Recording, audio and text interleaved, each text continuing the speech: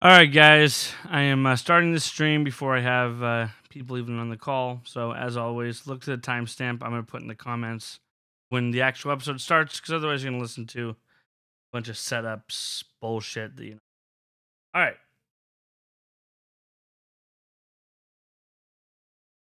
Connecting Dan to the call right now.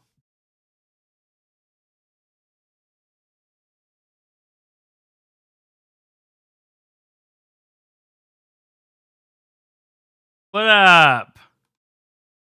Yes, hello. What the fuck? You can't hear me? God. Oh, there we go. I figured it out. I was like yelling, "Why can't you hear me?" But no. Anyway, got it working. We're live, just so you know. Don't say anything. Great. What's up, Paul Elliott and Brian Castens? I see them in the chat room. Are they? Yeah.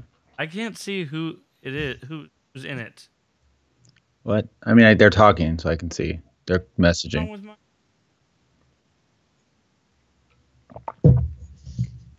Hey, fellas. Guys, I'm gonna refresh on this. That might stop the chat for a second, but not to you. You're not. Okay. Hey, Malika. Ooh, Paul we got a bunch says of people. Paul says he hears us, so I think everyone can, but you. Everybody. All right, what's up, everybody and lady? Yeah. I tweeted this out on the Dead Inside show because I figured there would like.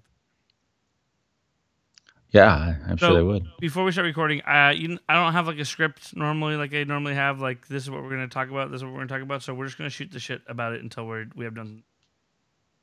Great. Well, luckily we're both good at that. Let me know when I should start recording on my end. I'm going. Yeah, might as well start recording now. Okay. All right, 1, 2. Okay. Yeah, we'll get started first with our top 5, and then we'll do our normal review, and there won't be any spoiler section or anything. Right off the bat. Yeah, really. Can't really talk about the show without spoilers. Yeah, it can't be like, hey, we're going to talk about it, and then there's a spoiler section. We're going to talk about what actually happened on the show. No, we're not going to do that. Right. All right. Welcome to the Watch and Talk. I'm Dylan Shuck. And I'm Dan Fields. You can save it for the show. Okay. Do you want me to do it? You want to start over? So you don't have to edit this shit? I'm going to edit anyway. You're a master.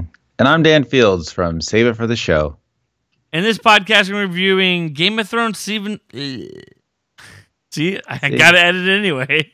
In this podcast, we're reviewing Game of Thrones season 7, as well as our top 5 Game of Thrones characters.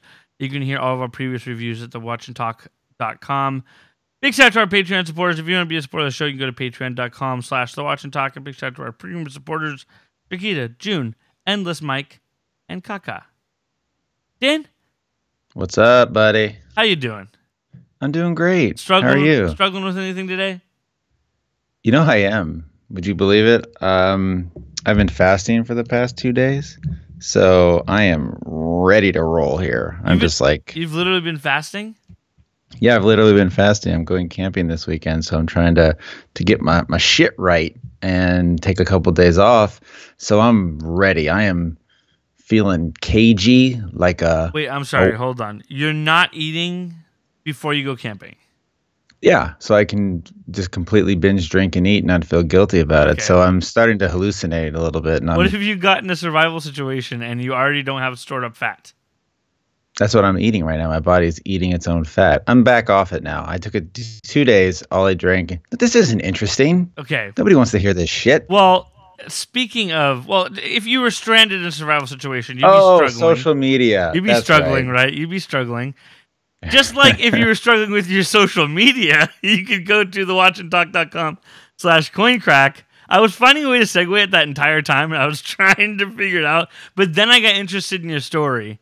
But anyway, if you want to boost your social media presence, you could go to thewatchandtalk.com/coincrack.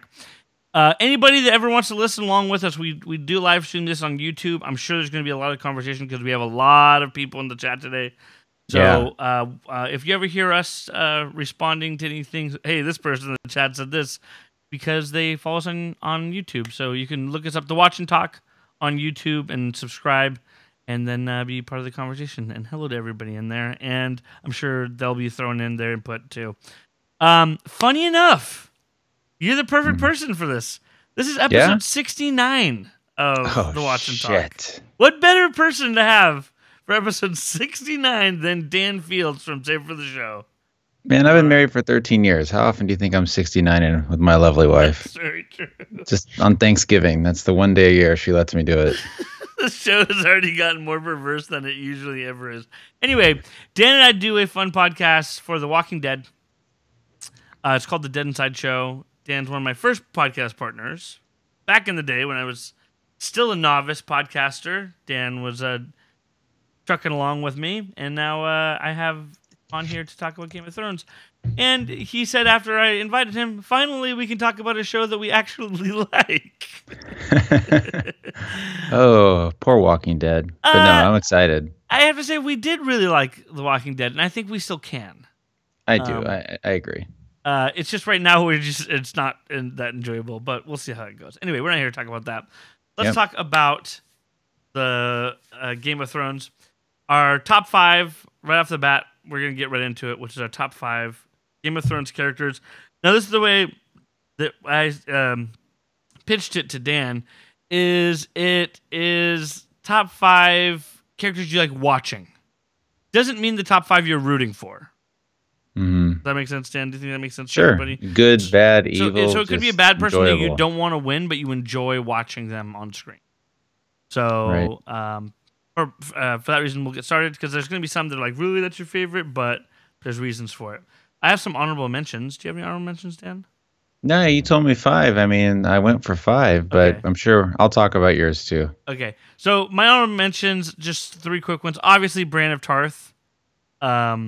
Obviously, big fan of her. And she started off as such a random character too on the show, and that's how a lot of characters on the show started. Same with like Bronn, for example, who probably is an honorable mention for me too.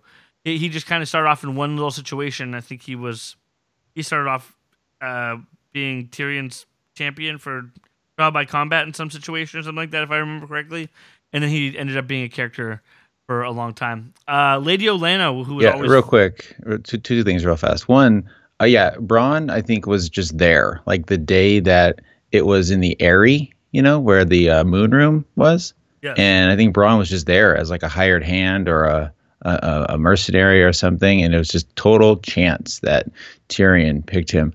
But real quick, I read the books, so this is a bit of a role reversal here than on our other podcast, where you have read the Walking Dead graphic novels, and I have not.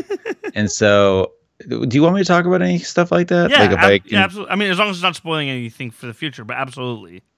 No, there's no more future. I know that we're ahead, but from my understanding, there are still some little tiny plot points that haven't been touched on that could potentially be touched on. So you should know what I'm talking about, because I don't. Yes. So yeah, I do. As long as you don't spoil anything for the future, which from what I understand is very little that you could possibly spoil. Yeah, absolutely. We'd love to hear book input. Absolutely. I would almost say there's only one thing, and I don't think it'll even come up. Well, there's 2 things. And at this point, it's not going to happen. One you probably know because it's been kind of famous about.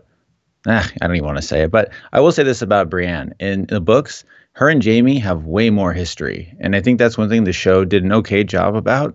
But in the books, I mean, they're like they go on an adventure, essentially, a pretty deep one too. They were together for a whole season, though, on the. Yeah, and it's even further in the books. Like they were like 2 seasons.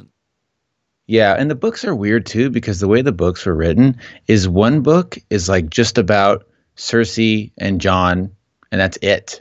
And then the next book is just about Tyrion and Daenerys. And it's at the same time. It's very odd, and it was really hard to read it, to be honest with you. So who knows what the next book will be like. I got audiobooks of them. I got all the audiobooks, and I was like, I'm going to get caught up, and I'm going to have read the Song of Ice and Fire. Could barely get through the first one. I felt like it was kind of like reading the Bible. He kind of like writes like he's writing biblical text, which is my way of saying very, very, very, very boring. Mm-hmm. Yeah, it's a little much, but either way, I'll try. wordy. You mentioned Brienne, so that's why I wanted to mention her. But either way, yes, please. She's a great What one. about those? I mean, might as well do talk about the little, like when she arrived to the what's that called? The dragon Pit. The dragon pit, right? In the season finale. By the way, spoilers for all of Game of Thrones. That's show that's currently had. We're not gonna have a spoiler section in this, but anyway, the dragon pit, when Brienne looks at Jaime, Jaime looks at Brienne, and Cersei looks at Jaime. Obviously, Brienne feels the same for Jaime as Tormund feels for Brienne. You think so? Oh man, I mean, is it? Why do they have her look at Jaime, Jaime look at her, and Cersei look at both of them with this little, like, almost jealous, like, glare? I think it's just the history. I mean, I don't think Brienne ever believed. I think she's. See, in the books, Brienne is super ugly, and so she is not beautiful like she is in Game of Thrones. I mean, she's hot and big and beautiful, and like most of these folks. Yeah, the big is kind of like, but she's her face and her cadence are both sexy. So it's interesting to see, like, also apparently Tyrion is also supposed to be much more disfigured. The Battle of the Blackwater was supposed to disfigure him even more than he is. Correct, absolutely, which would have been kind of stupid anyways. And what I was going to get at is, in the book, there's no real romance between the two of them, and so I don't really see it on the show. I think she might love him, and I think she sees a side of him that Cersei doesn't see, the real sort of Jaime, and that's why at the end she kicked him out. But that's how I took that look, more than lust. Anyway, that's my first honorable mention. Second honorable mention, Lady Olenna. It was so cool to see her scheme, and she's an older lady, and she could compete with the best of them. And she went out like a gangster. Yeah, but she still went out. She didn't win. I mean, everybody goes out on the Game of Thrones. True. There's plenty of people on this list that didn't. A lot of the people on my top 5 didn't make it. But anyway, last one would be Tormund. When thinking he was, I was disappointed, and I have also a lot to say about that episode, the Beyond the Wall episode. Mm-hmm. I have plenty of complaints about that episode, to be quite honest. And I felt like the episode felt a little spineless with its inability to kill any characters, which the show always has the guts to do. But I must say, I was really glad they didn't kill Tormund. Yeah, he's in the book. He doesn't have, if I remember correctly, because I read the damn things like 5 years ago, I don't think he has anything with Brienne. They've never even met in the books, because now the TV show is so much further than the books are. Yeah. They haven't met. And the one quick thing I was going to say about Lady Olenna is, now that she's gone, there's really no more old people. Like, just Ser Davos, maybe some Winterfell people. Yeah, but all the elders are all gone. There really are. There is no one left. Especially every single person that fought in the Robert's Rebellion. Right. Everyone's dead.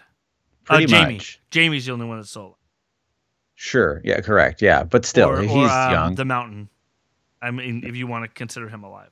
Right. Whatever he is these days.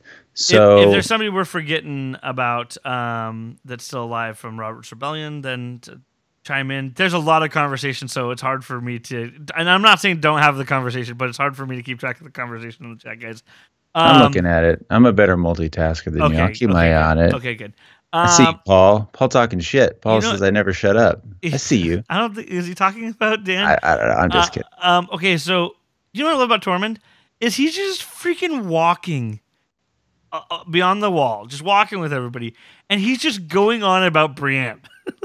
Yeah. like a junior high school kid with his first crush. Yeah. And describes it to the Hound, and the Hound's like, "Oh, I know her." So anyway, that's one thing. Anyway, all right, let's get to our actual top 5. You want to start with your number 5? Can I tell you something? Can I be honest with you about something about the book too? No, please no honesty. Please no honesty in this. Please let me. Sorry, Paul. I misread your quote. Either way, When I read the books, the Wildling and especially Ygritte, they did a way better job of the books about Jon and her love. In fact, when Ygritte died, I'm not too scared to admit this. I cried. Like I was listening to the book on tape and reading it, and I was driving with my family on vacation, listening to the book on tape, which is just incredible. Crying in front of your family? I cried on my family. What kind of man cries in front of his family? I'm this man. I'm just joking. But no, I know. And it was like bitter, soft tears of, when she died, and it was very sad. And so my point about Tormund is I think he's in love with this girl. Like love there is different. Like you take a wife and you fight for a wife. It's not like it is. Well, he also values strength. He values strength. Yes. And that is the most strength he's going to get out of a woman ever. Obviously, things got cleared up in the chat also. Paul was talking about Trump that never shuts up. Listening to you. So My bad. Caught him. So please go on. But yes, he's not going to find any more strength than Brienne of Tarth. And he'd never seen a woman like that. And that's one of the things he was saying, just going on about to the Hound. Anyway, why don't you say your number 5? My number 5, let's see. I had a lot of crossover with you. So I had Tormund. I had Brienne. I mentioned Ser Davos, and you had, but you're only going one at a time. So are you? Well, I don't have to talk about Tormund and Brienne again. So we can just. Well, just either way, just say what your number is, and then okay. Number 5, Ser Davos, the Onion Knight. Dworth. Yes, and so I like him a lot because he's to me the last character I thought would have survived this long, but. Kind of like, well, unlike Littlefinger, but kind of like, Varys and people like that. Yeah. He's a survivor. I mean, he's like a common guy. Remember that he was taught to read by Shireen and the girl with the grayscale. Remember Stannis' daughter? Yep. And so he's great in the book. He's a great character in the book. He's always around. I think he, to me, is one of the last sort of like wise, capable, laid-back people that's so important to some of the hot-headed folks on the show. And I love when they were having him. I don't remember exactly what the situation was, but he was bringing somebody. Oh yeah, back to King's Landing. He's like, if we get caught, I'm no fighter. Right, he's not. Right, like he gets by without his brute strength. Mm-hmm. I also, one of my favorite scenes of the season was when Missandei was listing all of the things that that Daenerys is: the breaker of chains, the mother of dragons, the freer of the unsullied. And then he's like, and this is Jon Snow. He's the king of the North. Right. One of my favorite. It's just like that's just really great humor. Like it's realistic humor. It's not like, look at this joke we wrote. It's just natural humor, and I love that kind of humor. He's like an everyman, and I think it's good to have everymen like him. And remember, his son fought. I think who did his son fight for? He had kids die in the Blackwater. Like he had a bunch of kids, I think, in the book, but they all died. And so now he's just committed to Jon. Jon is now essentially his new son, and Jon will have some new titles too. I guess next season. His Targaryenness and King of the Northness and all that. We'll see. Also, Ser Davos's reaction to Shireen's death. Not only her death, but that the Red Woman did it. Mm-hmm. Some phenomenal acting. She was noticeably absent from the latter part of this season, and she got banished from everywhere she went. I know, but maybe is she going to come back and redeem herself, or are we going to get redemption? Yeah, that's what I mean. Like maybe she comes back and does something, sacrifices herself to kill somebody, or who knows? I know it's controversial, but I never blamed her necessarily for that. I blame more Stannis for that. Yeah. Oh yeah. Well, you mean in general with Shireen and everything? Yes. Well, listen, there is true mysticism. Yeah. I know it was her idea. And she was reading, the Lord of Light says you burn your child and you win the war. But I still, Stannis did it. He could have been like, no, I'm good on burning my daughter alive, and I'll just fight to win the war. So thank you. You know what? You just inspired me for a hot take. I got a hot take here. You're going to burn your daughter right now. to try to increase your standings in your podcast chart. You're gonna try to make it big. Can Coin Crack help me out with that if I set my daughter on fire? Oh, you said Coin Crack. Fine, I'll do it. No. Listen, what about this? The Lord of Coins. Master of Coin. What if the Lord of Light is the Night King or something like that? Now, hear me out. So on the show, there's clear mysticism. And I think that's one thing the books did do. Let me be that asshole who talks about the books. Oh, the books are so great. Read the books. But I do think the books did a better job right away of getting mysticism into the show. So when the show finally had some magic and some supernatural stuff like Stannis and the birth of the shadow that killed Renly and all that stuff, it kind of felt a little like, whoa. Wow, okay, the show has shit like that happening. In the books, it was much better. And so there is a Lord of Light, right? There is somebody who is allowing people to be resurrected. Beric Dondarrion, the guy with the eye patch, the show did a pretty poor job of that, where that guy's been resurrected. The Mountain killed him, or I'm sorry, the Hound killed him, like a bunch. In a trial by combat. Right.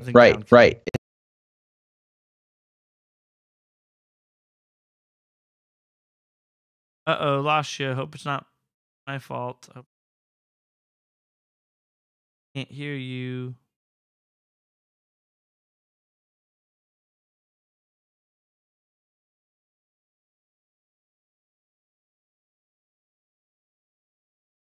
Nope. My internet's working fine. You guys hear me? Do you guys hear him? We don't hear you, John. We don't hear. Yo. Oh.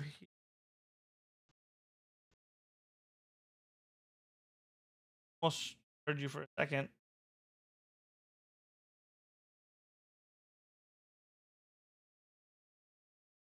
Can't hear you. Oh.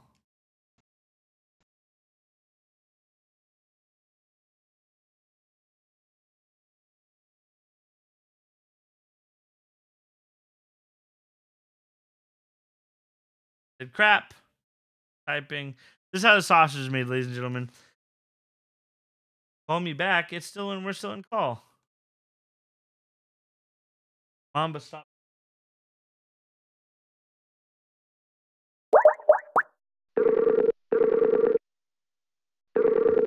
Hey. Hey. You hear me now? Yep. This is how the sausage is made, ladies and gentlemen. Don't say that. Why? That's a terrible phrase. Why? It's just buttholes and other areas. You're right. You can hear me now? Sorry. Yeah. I don't know. That's weird. Okay. You're saying that they didn't do a good job. Okay. So we're talking about the Hound killed the eye patch guy and yes, that's combat, and they didn't do a good job of what? Because they also follow the Lord of Light. Right. So Beric Dondarrion's died a bunch of times, and there are other characters on the show that have actually been resurrected that the TV show doesn't go into. Uh-huh. And so I just think they've done a poor job, and the Lord of Light has to be real. It has to be some character. So what if it turns out that he is, in fact, a manifestation of the Night King or the Three-Eyed Raven? Like, where's he stand in all this? So I feel like she has to come back at some point. Like, right. I feel like that's a storyline and the Lord of Light in general that really hasn't played itself out yet. Now, I also have to say, remember back when we first met him, his name's the eye patch name Dondarrion? Yeah, Beric Dondarrion. Dondarrion. I think that's what it is. So, remember before he had like say a bunch of spells to light up his sword? Like when we first met him, he had to do like this spell and like say something, sword caught on fire. And then when we see him beyond the wall, he can just light it up like it's a lightsaber.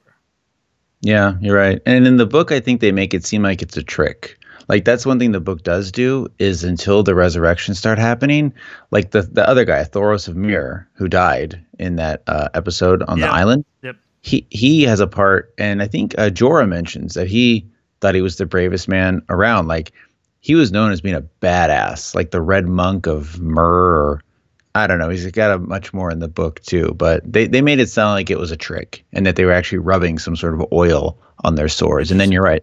That one episode made it seem like it was a lightsaber that they could turn off and on like nothing.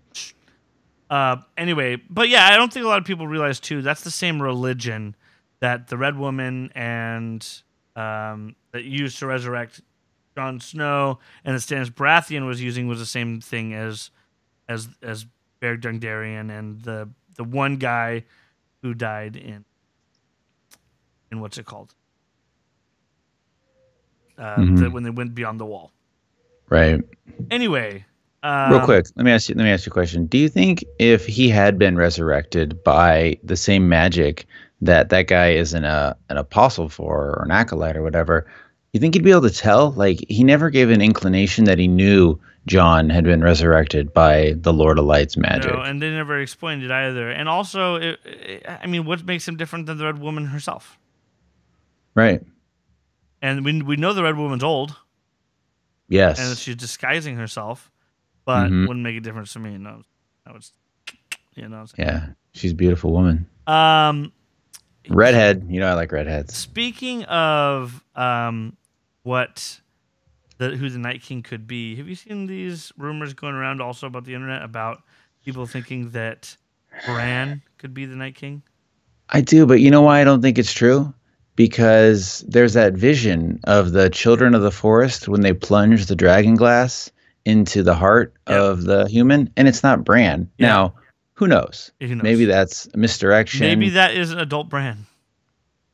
No, he looks totally different. Yeah, true. Right. I mean, but maybe. Honestly, when I saw the headline, I didn't look too much into it. So it's fun. Yeah, it's fun to think about, but now things are getting really crazy. What if Tyrion is actually one of the dragons? And it's a time thing. After Hodor's hold the door thing, now everyone's thinking about time jumps all over the place. Anyway, it's true. You know what? I will say this. It does mention that he could have warged into like the Mad King's head or something like that. That I can kind of see. Like maybe there was some sort of three-eyed ravenness that made him go crazy. How about this? Could he warg into to one of the dragons? Why not? That would be so sick. I feel like he's gotta. Could he warg into Viserion, the zombie one? The zombie dragon. Sure. Can you warg into zombies? Maybe not. Maybe I got more questions for you. The faceless men, how you steal somebody's face, do they have to die for you to take their face, or can you take a face of somebody who's still alive? Now that's what I'm under the impression. They have to be dead, and not only that, I think at your hand, or at least in the temple, and you go grab their face. So conceivably now Arya can take Littlefinger's face, I would presume. All right, my number 5 is the Hound. What do I need to say about the Hound? It's from a long line, and by the way, most of my characters are not main characters. Jon Snow is obviously a huge favorite of mine. Arya is a huge favorite of mine. I just wanted to talk. Basically, the show is the best show of all time at supporting characters. 100% hands down the best all time at supporting characters. And so why not focus on them? But I would agree with that. The Hound, just like many characters from a lot of shows that are so great, is just like same thing with Jaime. Remember Jaime, the first episode, he threw a kid out of a freaking window because he was having sex with his sister. Right. And now he's one of the most beloved characters on the show. Nobody wants Jaime dead anymore, even though he's still a crippled Bran. Even when we see moments of his ruthlessness, it still just doesn't seem like his character anymore because we're so used to liking him.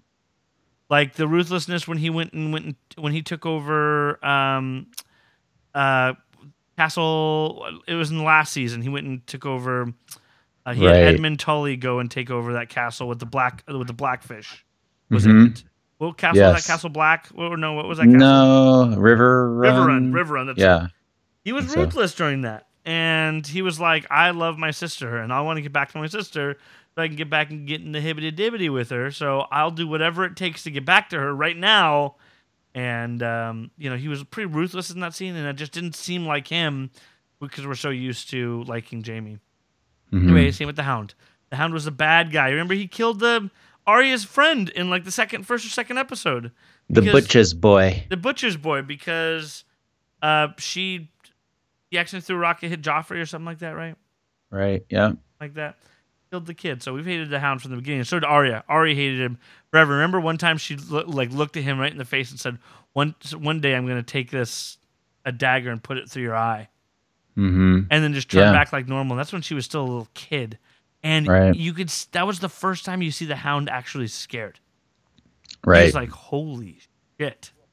Anyway, the Hound, who has become a great character, and it's through characters like Arya and Brienne even maybe that helped turn him to being a better man. Much like Brienne, I feel like, and maybe being humbled by getting his hand cut off, turned Jaime kind of into. Mm-hmm. Yes, for sure. And I got a couple of things. So on the show, did they ever explain that the Mountain is who burned the Hound's face? Oh yes. Like over a toy when they were children. Yep. You know, something just totally benign and stupid. And Which means we have to have the Clegane Bowl. Yes. In season 8. Like we have to, especially with them confronting each other in the dragon pit and him saying, you know, we're all sitting here thinking the Mountain's just a complete zombie. But we got, whether or not you want to believe it or not, the show is telling you it, that the Hound went up to him, looked him in the eyes and said, "I still see there's still that you're still in there somewhere. And it's not going to be today, but you are going to meet me one day. And I'm going to kill you." Yeah. And you're right. I don't know what's going on in there because Qyburn, the maester for Cersei, I don't know what magic he used. Like the show and the book don't really say. Like he didn't necessarily use the Lord of Lights magic. It seemed like it was more like an alchemist magic. Also, the Hound had not died. Correct. Yeah, I guess. I'm not the Hound. I'm sorry. The Mountain had not. The Mountain. Died. I think he was going to. I mean, he was. And look at his face. He was close to death, but he had not died. So there's a difference. He was not resurrected. He did something to stop him from dying. But it's also interesting to see Qyburn. The second that White came out and his hand was chopped off, he just went and grabbed it and started studying it. Right. It's interesting too, and you know that there was that he loves experimenting, especially with the undead. That's very interesting to him. Yeah, and most maesters do. I think most maesters are sort of the what's the word? You know, where you cut up dead people. The mortician, or like what's the word I'm looking for? In the whatever. Sure. Yeah. When someone dies, you do this on their body. Yeah. It's a autopsy. They do autopsies because that's how they learn. That's what scientists do. The one thing about the Hound I will say, and I think Jaime too, is I think they were always good people that just acted bad. And once you start acting bad long enough, that's just who you are. I think they were turned good, but they're kind of going back to their natural root of being good. And I think that's just how the two of them have been, especially Jaime. And, you know, they haven't been calling Jaime Kingslayer so much anymore. And I think part of that also is because that generation of people that see him as that, they're dying off too. But that's a big deal. Like he killed his king in cold blood. And, you know, he said he did it to save the realm and all that stuff, but that's still a pretty hardcore move for somebody to do, which could be construed as evil or good, whichever way you take it. But yeah, I think that's a good point that we don't hear Kingslayer that much anymore, and I think it's a good point too to think most of the people that were around that time. Yeah, but you know, also when you think about, he had a situation where he could end the war right now and stop everybody from dying, because he was basically going to burn everything down with him. You know, he wasn't going to go out easy like Trump. He was going to burn everything down, so he had a Kingslayer which means he broke honor. Here's the thing: is what I don't get is why nobody's asking Jon why he's not still at the Night's Watch. Yeah, I guess you're right. He didn't want to tell anybody that he died and was resurrected, and that that's until death. Then why doesn't he why didn't Daenerys say, "Hey, weren't you sworn to the Night's Watch?" I think. Right. And he's like, "Oh yeah, I abandoned it. I'm a dishonorable person." Right, Ned Stark, episode 1, first scene, was killing somebody who abandoned his post at the Watch. Right. That's the first death we see on the show, was somebody who left the Night's Watch, but it's because he saw a White Walker. Right, correct. But yeah, so my point is, I don't know why he's not explaining to people, oh, I was killed and I'm resurrected, and so what else you want to talk about? I know, right? One thing too to remember is Arya essentially beat Brienne in training combat, but she did a pretty good job. And Brienne is the only swords person to ever best the Hound. So, there's an argument to be made that Arya could essentially be one of the better swords people in all of Westeros right now. And I don't think that's the end we'll see of her sort of blood shedding. I think she is behind the shadows. I'm sorry. You don't think that's the last we've seen of Arya's bloodshedding? Yeah, I think she's gonna. What a prediction, Dan! What a freaking hot take! I'm going out on a limb here. You heard it here first, guys. That's right. Wow, I'm kind of blown away by that prediction. I think I'm gonna back up that prediction. I'm gonna back it up. You got me. Who's your number 4? Number 4, and I didn't really have mine in an order per se, but my number 4 was Brienne. So. Really not much more to say about her. I love that actress is in Star Wars now, and it's very cool. She's great. Captain Phasma. She has such a great way of acting with her face. So many actors are good like that, and her face is just always shows her emotions. Great. What's cool is that between Star Wars and X-Men, every actor or actress from these movies are getting swooped up. Yeah, really, they're great. Unfortunately, Kit Harington has not made any good movie decisions. He was in a really bad, a stupid, like 007 ripoff movie. Then he was in a really bad, like Gods of Egypt type of movie also. But hopefully he'll get signed to something big, because he's going to be, especially now that he's basically the hero of the show, he's in hot demand. And what's her name tried to be Sarah Connor. Who plays Daenerys, tried to be that did not work out for her, because that was not good, and it killed what was planned to be a trilogy. Anyway, best eyebrows in the business, though. Best eyebrows in the biz. Yeah, just the thing about Kit Harington though is he, I think, a little bit is just lucky, because he's a good enough actor, I guess. But, I mean, come on, he's really not either. So it's not surprising that he either has a bad agent or just hasn't had another good role. But I think he will. Yeah, me too. You're probably right. My number 4, Lyanna Mormont. Lady Mormont. The young head of House Mormont. And her moment is the closest thing I've ever gotten to tears on the show. When she stood up and she said, "I don't care if he's a bastard," she's like, he's my king from this day until my last day." Such a moving moment, such a killer moment. And, hilarious from the beginning to see her bossing people around and being a boss at her young age. But that's what the show can do. That's what the show can show you, new things. And it showed us new things how many times? So many times. So many things we've never seen before that someone imagined and put into this show. George R. R. Martin mostly. But fantastic character, really amazing to watch, and I think very inventive. Oh, it's so fun to have. There's so many strong Paul in the women. chat said, "Forgot about Lyanna Mormont." Hey, yeah, no. you're jumping ahead, my friend. We still have many to go. If you were aiming that at us, who knows? I'm again having trouble following the conversation in the chat. But anyway, yeah. I mean, she's 11 or 12, and she's still tough as hell. And her brother's Jorah, or no, her Jorah is her uncle, cousin.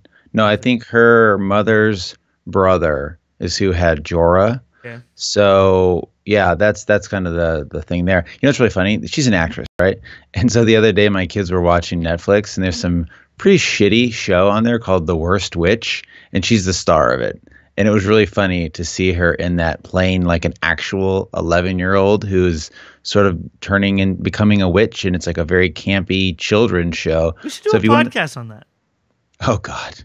It would be one of those like podcasts about like a bad show where you kind of make fun of it because it was sort of like a Harry Potter-y type thing. Yeah, it's called The Worst Witch. Look it up on Netflix for a laugh. Did you see Love on Netflix? Oh, of course. It reminds me of that show that she's doing. The show Wichita. Wichita. Yes. Yeah, it's kind of like Wichita without the hot chicks. Literally sounds like Wichita from your explanation. Yeah. Anyway, what is your number 3, Dan Fields? My number 3 is Littlefinger. And, I'm going to miss old Littlefinger. Littlefinger on your list, huh?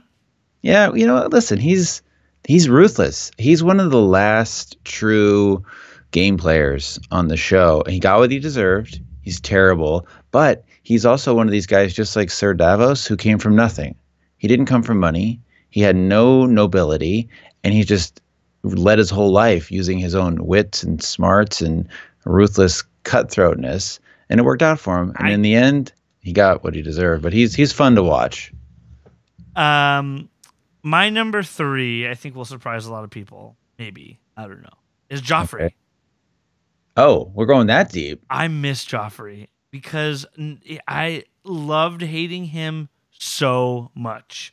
I enjoyed watching his every little and get it away from me and who threw poo on me and just his brattiness and him laughing at doing something so evil because he's such a shit that even Cersei thought he was terrible. Right. She knew. Right. Cersei was like, I raised a complete shit, but she had these 2 other wonderful children. Mm-hmm. That she was very sad to see go. She didn't even seem as sad to see Joffrey go, even though obviously she was pretty upset. But man, I enjoyed seeing Joffrey, and while it was very pleasing to see him being, die with a purple face the way he did, in the book, I understand that it was even worse. He ripped his own throat out trying to breathe. Yeah, it was gross on the show. But you know what? Now that we're talking about the books, just to give you an idea of how far back the books are, Tommen's alive, Marcella's alive. Yeah. The Sparrow situation is just barely kicking off in the books. They're so far behind. It's so weird. I hated to hate the Sparrow. That was something I loved to hate Joffrey. Man, I hated the Sparrow. I was like, please get this out of here. That was the worst season of the show for me. Yeah, and agreed. I hated every second of it. Great question from listener Paul in the chat field. What's the most satisfying death on the show so far? Let us think about that for a little bit, Paul. Because there's several of them. I would think. Maybe it's Baelish right now. Right now, that's the most. It was raw. It was pretty satisfying, but that might be recency bias. I think seeing Ramsay was great, but it also meant that I was taking away somebody that I wanted to hate a lot. So I don't know if I have an answer just yet. Felt good to see Joffrey struggle and suffer and die too.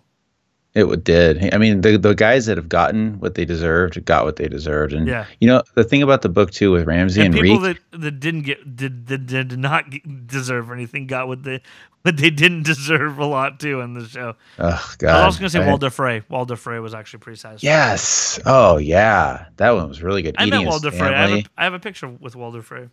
Oh, the actor? Yeah. Oh, that's funny. Comic-Con.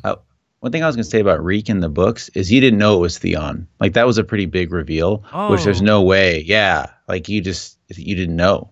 And I mean, remember Theon, he's a piece of shit. He took Winterfell. He faked the death of Bran and Rickon, killing 2 completely innocent kids. And so, plus he fingered his sister. What's his name? Slinth, or what was it? Not Slinth was a bad guy.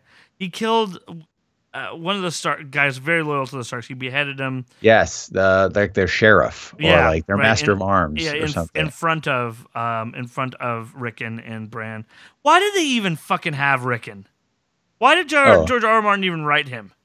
He's barely in the books too. Like, what? Okay, you know what? I'll tell you what. If this is interesting to you, in the books, if I remember correctly, Rickon and Bran break off. They break apart because they figure for safety. And I'm pretty sure Rickon leaves with, remember, Ramsay killed her. That wildling girl that sort of like became their nanny. Yep. What was her name? He stabbed her in the neck? Yes. Yeah. She took off with Rickon. and the two of them were kind of doing their thing. Ooh, And so doing their thing. well, they were on an adventure, and, Okay. and the book hasn't even wrapped. Like, obviously Rickon hasn't been killed in the book yet because we're not even close to that. Got it. But I'm tangenting here. I don't know if this is interesting, but Anyway, either what's way. your number 2? My number 2, I wrote Tormund. Like, and again, I didn't put this in order of preference, but Should have figuring it was a top 5. I'm sorry, my bad. But the thing I like about him too is, like most good dramas, Breaking Bad, Sopranos, whatever, it's not. And Tyrion clearly is the comedic relief here, but Tormund is too. Sometimes. Sometimes, yeah. He hasn't been for a while. He's got a big job now. He's got to be more serious and way less drunk. Really, too. yeah. It's really since he killed his own father, he hasn't, or since he was accused of killing Joffrey, everything changed for him. That includes drinking. That includes womanizing as well. Mm-hmm. Well, but there's a huge part of the book where he is in the Dornish area, and him and Jorah have way more kind of adventures in the book. It gets way deeper. Tyrion is in like a drunken stupor for like a quarter of one of these books, which is hundreds of pages, and then when he comes out of it, it's even more good.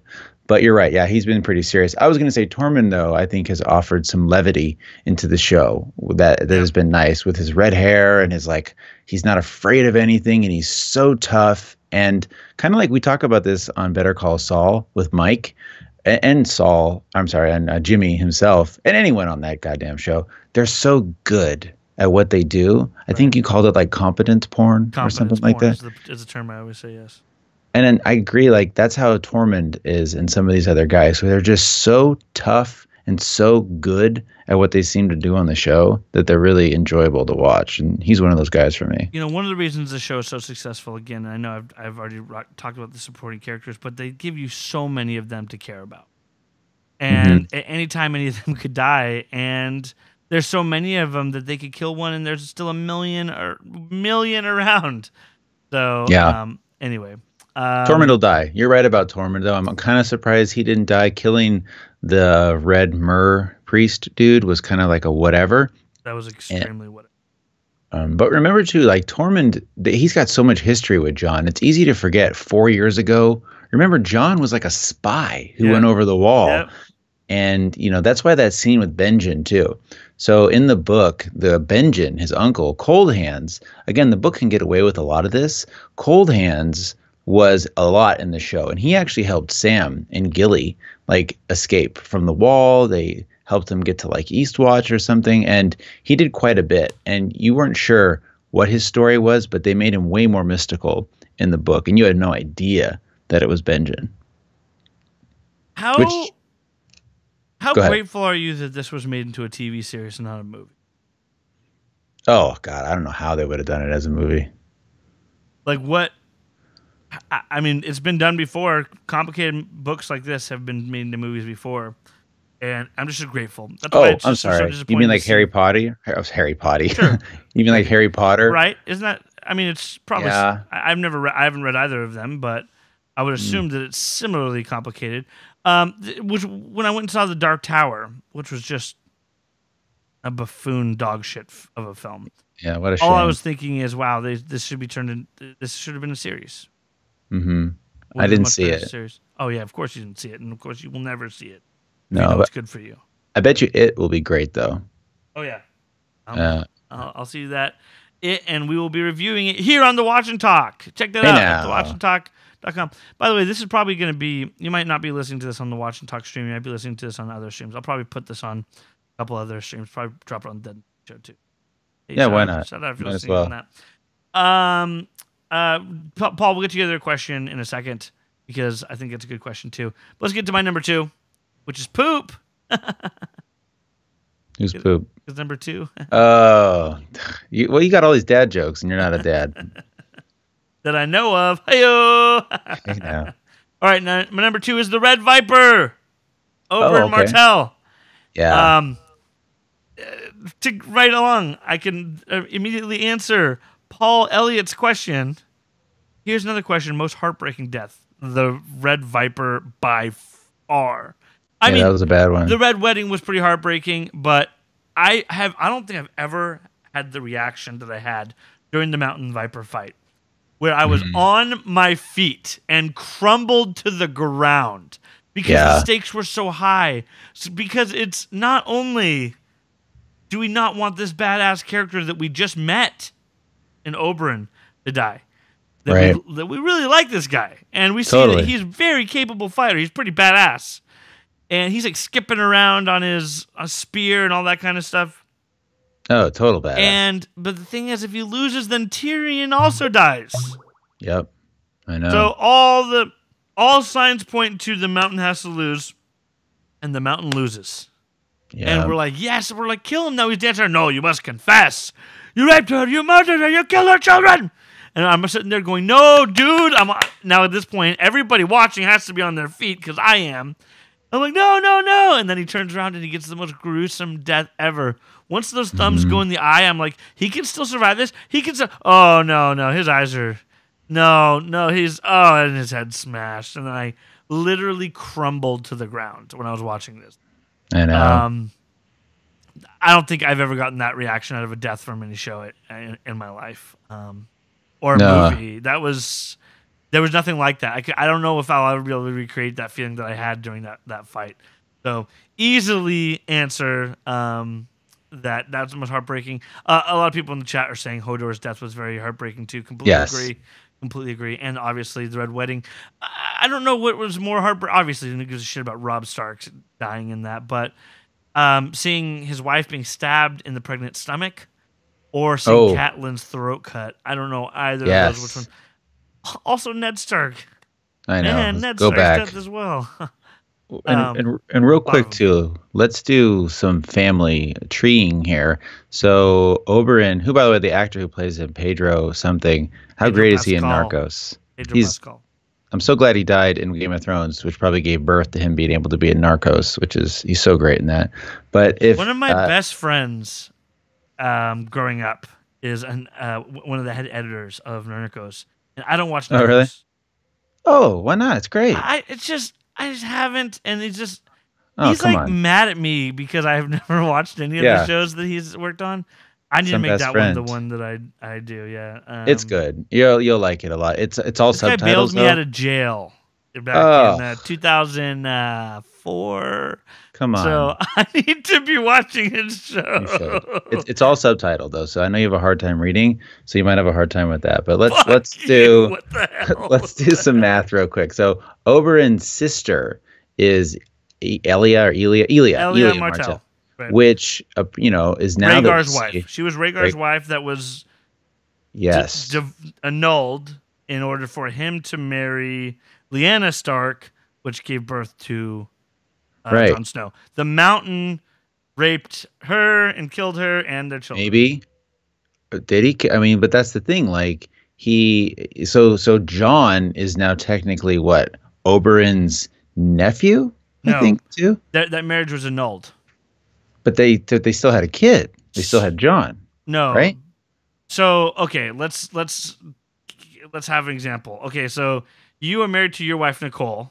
Yes. And then you and her get divorced, and then you marry Sally. Okay.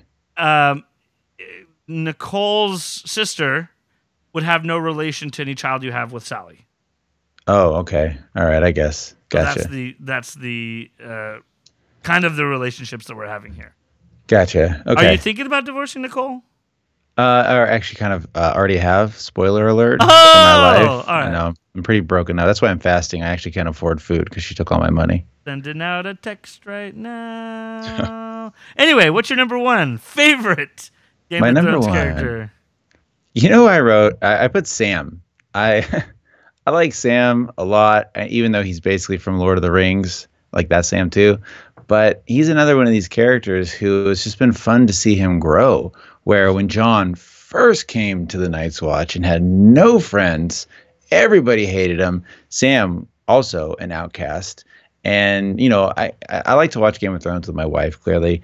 And, at the beginning of this season. Does she watch it and say, wait, what is this? What's going on all the time? Who's this? Who's that? What is that happening?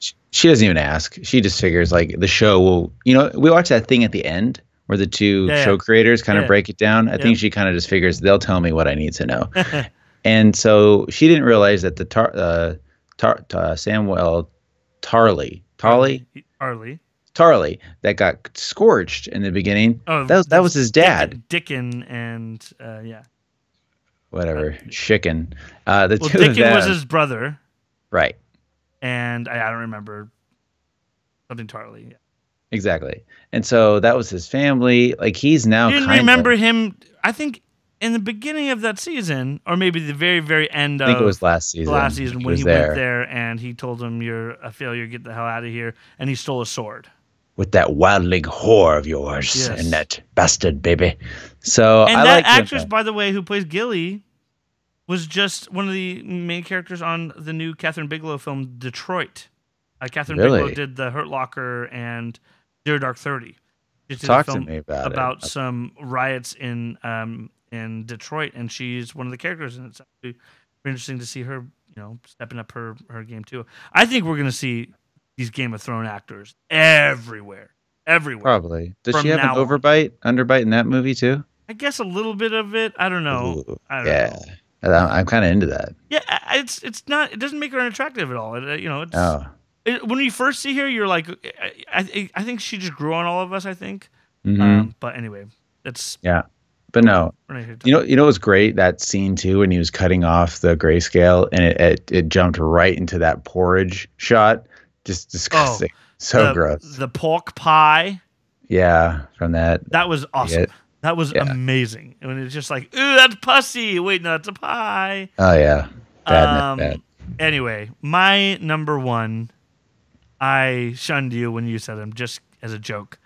Littlefinger. Number one favorite character to watch on Game of Thrones. It was just awesome to see him scheming, and everything you said, I completely back up. He is from nowhere, just like Varys. And it's interesting to see them talk and him have that kind of. He had the most blunt conversation with anybody with him. Mm-hmm. When he had the conversation about chaos as a ladder, how when chaos is going around, you can either climb up or you can fall down it. And just that speech in general was amazing. Amazing to see when he said something about all this chaos, and Bran says to him, "Chaos is a ladder," and to see him trying to keep a straight face, but a million things must be going through his mind.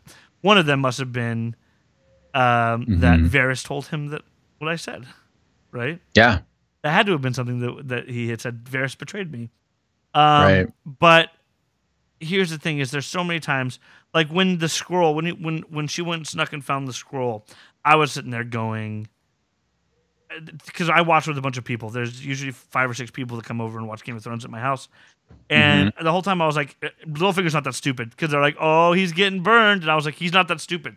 He's playing her. Right. 100% he's playing her, guys. He is. Littlefinger's not that stupid. He's not that stupid. And everyone was just dead silent, and then they walk away, and you see him making the evil smirk. And, I get props, everybody hoists me up in the air and says, hip, hip, the hero, which is what happened. Of course. I'm sure that happened. All the time. But, here's what I think happened as far as that whole situation goes. I think that he was playing her like a fiddle the entire time. I don't think that there was some grand plan between Arya and Sansa until the end. I agree. Because if there was a whole plan, the scene of them together where Arya almost threatens to kill Sansa doesn't make sense. Mm-hmm. Yeah. It was a game time decision where they finally realized what was going on. And you know what I think it was is when he said, "I like to play a game," and think back at the worst thing they could have done, and the second that he said that, she thought, "What is he doing? What could he be doing?" Right. And then she thought, and what's the worst possible reason he could be doing it? And then, and I think at that point she called Arya aside and said, "Hey, look, what's happening?" Littlefinger. Or Bran. I would say she finally got some intel from Bran, who probably said, all this scheming, here's exactly what Littlefinger has been doing. Bran was sent away, though. No, Bran. Bran, yes. I think he finally gave her some knowledge, not just that she looked hot when she was getting raped. But here's the thing, though. They didn't know. Like I don't think they at this point realize Bran hasn't been going around. He's been going, "I'm the 3-eyed raven," and people are like, "All right, cool. Do you want some water? You want some food? We're gonna leave." don't know what the fuck you're talking about. So I don't think he just went up and started saying that stuff to him. I think that he talked to, maybe they had family meeting, but I think Sansa figured this out herself. Yes. I think Bran gave her better information. Yeah, and I think there was one thing she said. There's a lot she said that only Bran could have told her. Right. I mean, but I think that she figured out that he was up to no good, and then Bran filled her in on betraying their father. None of them could have possibly known that if it wasn't for. Correct. But he's always been there too. Like, that's the other thing too. This guy has been around always at every bad thing from day one. So he was responsible for killing Jon Arryn that started the whole fucking thing in the first place. Right. Exactly. When Jon Arryn was killed, that's when Ned Stark had to be called up to be the hand of the king. Right. Mm-hmm. Yeah. And so another thing also is Robert's Rebellion started from false pretenses too, because it happened because Lyanna Stark was kidnapped by Rhaegar, but he wasn't kidnapped. They ran away together and they were in love and they got married. Right. And not only that, like, this is important to think about. Like, Ned ruined his life in order to say that Jon was his own, in order to save him, because Robert would have killed Jon immediately if he knew he was Targaryen blood. Yep. And he took that on the chin, went back to his wife, told his wife that he fucked around and got another woman pregnant. Ned was the most honorable person of all time. And he told the biggest lie on earth. And he let his honor be besmirched to save Jon's life. Right. And it's interesting to see that in Jon. Right. Yeah. Jon has carried that along too, which is why Jon is so compelling to see, because he truly is Ned Stark. And they had that conversation. He had the conversation to Theon. He said, "You're a Greyjoy Stark." Right. That was really a conversation that he should be saying to himself once he realizes, right? That was really him that he was saying. He's not only a Targaryen, but he's also a Stark, which means he can bang his aunt. Oh, totally. And do you want to talk about that? Like, I've got no issue with that. None. What the fuck? Remember the first episode we see this show and we're like, oh my God, it's the guy who's banging his sister. This show is so creepy. By the 7th episode of the 7th season, we're like, get it on with your aunt, bro. Listen, let's talk about intent. Like, it was his sister. They knew what they were doing. That's weird. Oh, yeah. He doesn't know it's his aunt. Yeah. They're both smoking hot, and they've got needs. And she's not barren. His abs, though. His abs. Yes. I know. What do you want from me? I'm glad they're doing it. I think it's fine. I think they're going to find out. And do you think it's going to tear him apart? Or do you think it's going to be okay? Like, he has the most rightful because claim. This situation is unprecedented for me to see in movies and TV, so I can't really predict based on things I've seen. But listen, he now has the most rightful claim to the throne, not her. And she's done all this hard work in order to bring the Dothraki and the Unsullied and all this bullshit. Should we explain why he has more of the rightful claim than she does? Sure. Just in case people are confused. Okay, so there's the Mad King. He had 3 children. He had Rhaegar, Viserys, and Daenerys. Right. So in the line of succession, right, it would go to the eldest son, and after that, it goes to the eldest son's eldest son. It doesn't go to just like when the right now when in England when Harry's the younger one. Not Philip. Who's the oldest one? William. Prince William. Harry. William, yeah. William. And when he had his son, Harry got skipped out. I wonder if Harry's plotting to have that kid killed. But that kid will be the king one day rather than Harry. So that's why she would be getting skipped, because it'd go to the eldest son. And that son, as we found out in 2-3 episodes ago, was actually married. Or was a son, not a bastard, was born of a marriage. Right. So, yeah. Mm-hmm. Yep, there you go. So Daenerys is Harry in England, basically. Take that out of Harry context. is not really a common way to take that out of context. Okay, so we're going to talk about the season as a whole. While we're doing this, anybody in the chat has questions for us? Like, Paul, you were throwing out some good questions. Anybody thinks of questions for us to discuss while we're going through it? We'll talk about it, because now we've just gotten past our top 5 list. There's one thing I want to talk about, which is one of my biggest disappointments with the season, which was that Beyond the Wall episode. Okay. This show is so good at so many things, and they're so good at, in a big battle, they're so good at establishment shots, right? So establishment shots are important, especially in big landscapes, to see the geography of the area so you understand what's going on and who's in it. Mm-hmm. You need to know that in battle. You need to know where people are, otherwise you're just seeing a montage of scenes, and it doesn't make sense to you. Like, your brain can't put it together unless you've seen establishment. Right. I cannot believe a show that's done so good, so often at establishing things, that they did so poorly in that episode. Did we even know there were extra people with them? We call them redcoats from Star Trek, right? The characters that were put in there just to die. We didn't even know they were with them from the beginning. Yeah. And then they start getting killed, and we're like, how many times? Who was that? We had to rewind. Right. You know, we're 6 minds watching it, and we're like, we don't know who that is. Rewind. Hold on. Was that the Hound?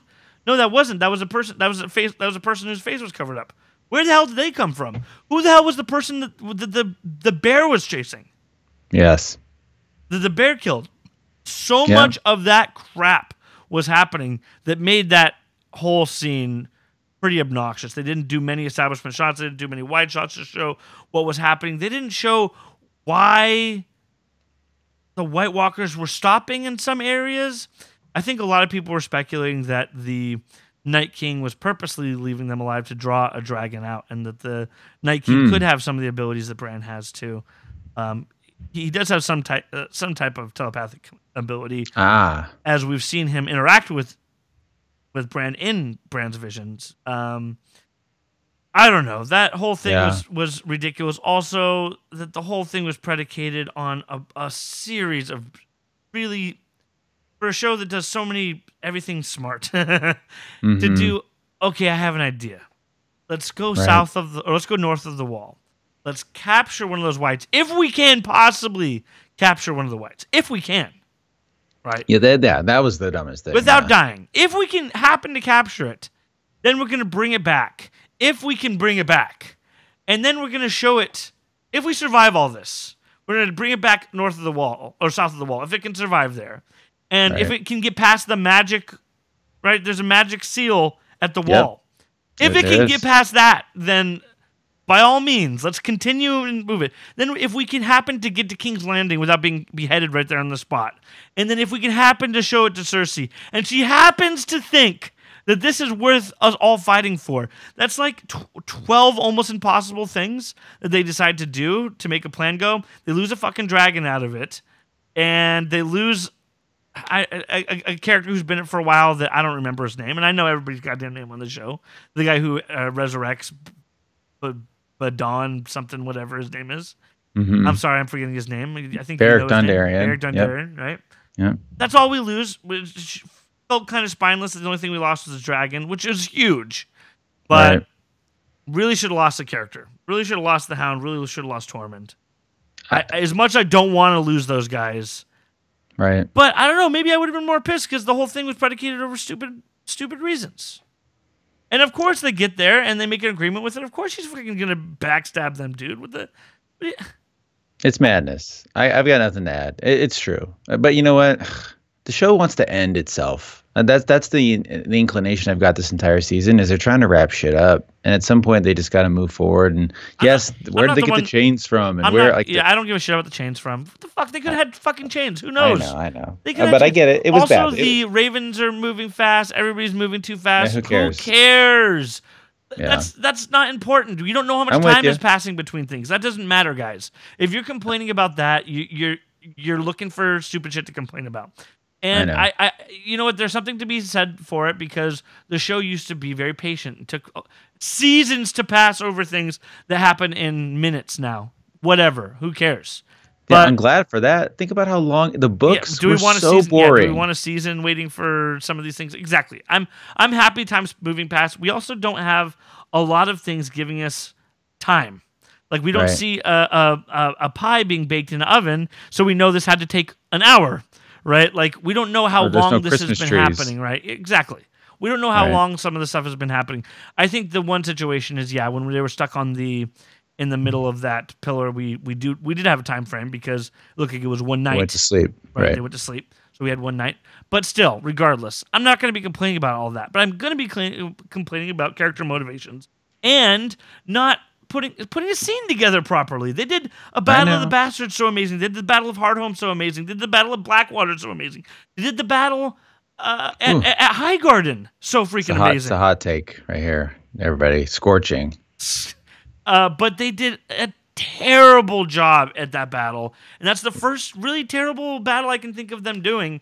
And that's when we didn't even know who was where. When we saw a character fall down and a fountain of blood splatters out after Tormund was in the same situation and he was able to scrape free, just all came out disingenuous and spineless, if you ask me. And it was one of the most disappointing moments of game. It was like I think I agree with you. It was weird. They were on the ice. They would have frozen immediately. They could have just freaking jumped over it. Like there was just plot hole after plot hole. And, I think you were right, though, about the Night King. I didn't even think about that. Maybe he did hold up because he wanted the dragon to come. So that's why I don't have a really big problem with them not rushing at them. I think that they were trying to trick a dragon to come, sure. And also somebody... You want to find an idiot, find somebody being like, oh, yeah, of course, he throws a javelin perfectly and hits a freaking dragon. Yeah, right. The show's unrealistic. All right. He's a magic. Goddamn. He's a magic fucking Night King who... He just has this javelin out of nowhere anyway. He clearly has a ton of powers. He resurrected people by putting his hands in the damn air. Of course he could throw a fucking javelin and hit a goddamn dragon. Anyway. Yeah. Don't complain about stupid shit. Because then you sound weird when you're complaining about, hey, this wasn't filmed properly because it wasn't. Right. No, I'm with you, man. I am with you. And anyway. I agree. I got nothing to add to that. You said it all. So yeah, and then also something I didn't like, Jaime died in the dragon battle. Jaime and Bronn died in it. They fell in this big pool of water. The episode ended. Then the next episode they're just up real quick and they're both fine and nothing was lost in that battle. Those were two battles back-to-back episodes where nothing was lost. I agree. Yeah, that was weird. Maybe it was a shallow lake. Or not back-to-back episodes. Not back. Whatever. Yeah, it was a shallow lake, but it looked deep. Not back-to-back episodes. There was an episode in between them, but I don't know. I had a big problem with their plan. I thought that the episode was amazing. The effects with the dragons, they looked pretty cheesy a lot of seasons, but right now, my God, they look good. Yeah. Oh my God. Compared to like the tiger on Walking Dead or I hope everyone understands that like the dragon special effects on this show are just incredible for any TV show. And even like when he tore down the wall, like just so good. Whoever's doing that is killing it. Now we had also there was conversation too. If anybody wants to respond to me saying, hey, there's magic that will stop the whites, perhaps that's whites. The White Walkers that can't pass it, but whites can. I don't know. Also, there was conversation about how when Bran was touched, he broke the spell that stopped the whites from being able to enter the Red Ravens enclave. So a lot of people were speculating once Bran crossed the wall, he went through the wall, that he broke the spell on the wall also. Mm-hmm. I just kind of wish the show explained a little better. It would have helped. Some people in the chat were talking about how you didn't see the dumpster in the water when Jaime was drowning. With Glenn? Glenn was in that dumpster too. Especially after the huge backlash that The Walking Dead got for doing something similar. At least this only went on for one episode. And that went on with Glenn for like 4 episodes? Fuck, stupid. Right, of course. Anyway, anything else we want to really cover on this? We saw a couple of houses wiped off the face of the planet. We saw the Tullys completely wiped clean, and the what's it called? Lady Tyrells. The Tyrells completely wiped off, and it was pretty stupid of Dickon to burn. That was dumb with them and ruin his family's name. That you want to be loyal to your dad, you're being pretty disloyal if you're not keeping your family. That's the most. Agreed. That was stupid. Anyway, but you're right. Yeah, there's a ton of people wiped out, which makes it even easier now for hopefully the North to rally with them and fight the whites. All in all, where would you rank this season? Oh, high. It was very satisfying. Why don't we do a rank of the seasons? Oh boy. Just Okay. just quickly, just without. I'll try. I'll try from. I'm gonna try from worst first. Okay. Season 5. Fuck me, I hated that season. Whatever season it was where it was mostly Breaker of Chains, Unsullied horseshit, that was my least favorite one. You know what? I don't know what season that was. Maybe that was probably 4 or 5. 5 was The High Sparrow. And none of that shit worked for me either. And Tyrion arriving to Daenerys, and then them dealing with the politics and the Sons of Harpy, I believe, was in that season 2. Maybe the Sons of Harpy was season 4. I hated all that. After that, I'd say season 2.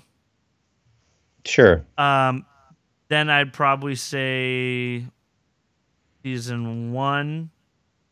Right. Yeah, 1 was not amazing. It was good, but not compared to now. It was pretty good. I mean, I didn't know what the hell anything was talking about. Right. The only bad, what I would say, was that last one. Everything else is good. It's just what's better than it. I'd then probably say 3, 7, 6, and 4. 4 is by far my favorite season. That's with every episode was insane, from the Purple Wedding to the Mountain versus the Viper to Tyrion killing his own dad and strangling Shay to death. There were so many huge moments in that. But season 6 was very similar, man. It had Hodor situation in there. We had a ton of great episodes in season as well. And so I think that would be I would agree with that whole assessment. And I think this last season was enjoyable. Now that we're completely in uncharted territory as a book reader, I'm enjoying it more, but also less, because I did like the notion of knowing what was going to happen and how they were going to deal with it. I don't have that feeling with any other show. I know you do with The Walking Dead, and it's kind of fun. And so I don't have that anymore, and I'm okay with it, but it's still good. Here's the thing I'll say, though, is I do feel a loss of George R.R. Martin. And at least in this season. Maybe, yeah, I would agree with that. I still felt him last season, but I think he was still had given them a lot, but he is barely involved now. He gave them blueprints. He is barely involved, and he was much more. I think he hasn't strongly been involved since season 3 or 4. That's interesting. But he's been kind of separated from the show whatsoever, and you can see why it takes him so damn long to write a book, because these things are complicated. They sure are. But anyway. All right, I guess that about wraps it up. Dan, why don't you tell people where they can follow you? You know what? I have a podcast, and it's a dream, and it's called Save for the Show, savefortheshow.com. Give it a listen. It's a lot of fun. Check it out. Do you think Jaime will kill Cersei? I'll ask in the chat. Yes. Me too. I think that they probably will die together. I think Jaime will kill her, but then I think he'll die. I agree. And I think that's what they say, right? That like she'll be killed by a younger brother, so it could be either or, but I think it'll be Jaime for sure. That is very Shakespearean. Definitely. For me, you can follow me at Shuckster. That's SCHUCKSTR. For this show, The Watch and Talk, we do a movie review every week. We do a top 5 list at the beginning. Then we usually do a non-spoiler review of the movie, and then a spoiler review at the end. So you can always listen to this, even if you haven't seen the movie. And that's obviously an advertisement if you're listening to this on any of the other podcast loops that we're playing this on. New podcast just dropped, Dan. Oh, snap. It's for the new show The Deuce on HBO, and it's called The Deuce Drop. Nice. Why not, right? Why not? What could you come up with a podcast called The Deuce that doesn't sound like poop? It's impossible. I guess peace, like the peace sign, but still. The Deuce chat. The Deuce podcast. Anything you do, it's going to sound like poop, so we decided to embrace it. So check that out, and that's at thedeucedrop.com, or just search for The Deuce Drop on iTunes. It's actually the only Deuce podcast out so far. So we're on that one. We're all over that. Anyway, and then you can follow me on Twitter at Shuckster. That's SCHUCKSTER. Did you say your Twitter handle, Dan? I'm at Dan the Beast on Twitter. And the show you can follow us at The Watch and Talk. Email us thewatchtalk@gmail.com. Go to our Facebook at facebook.com/TheWatch and Talk. Our Instagram at The Watch and Talk. And our website is thewatchandtalk.com. And that's it. I'm Dylan Chuck. And I'm Dan Fields. And we'll see you next week. All right, bud. All right, Bonzo. Hey, everybody in the chat. Thanks a lot. Yeah. That was fun. That was real. This is the most active we've had in the chat on the conversation. All it took was a little Game of Thrones. That's right. I tell you, Dead Inside Show is going to be like this year. It's going to be, I think it's going to be a lot of fun having everybody chat along. It's more fun, isn't it? I think so too. I enjoyed that very much. Learn how to do this with Save for the Show. I should have some booby talk in it. Anyway, I gotta get to work, huh? Yeah. Let me. I'll throw this online, and yeah, thanks everybody for listening. But this was fun, Dylan. Thanks for having me. All right. Bye. All right, buddy. Bye.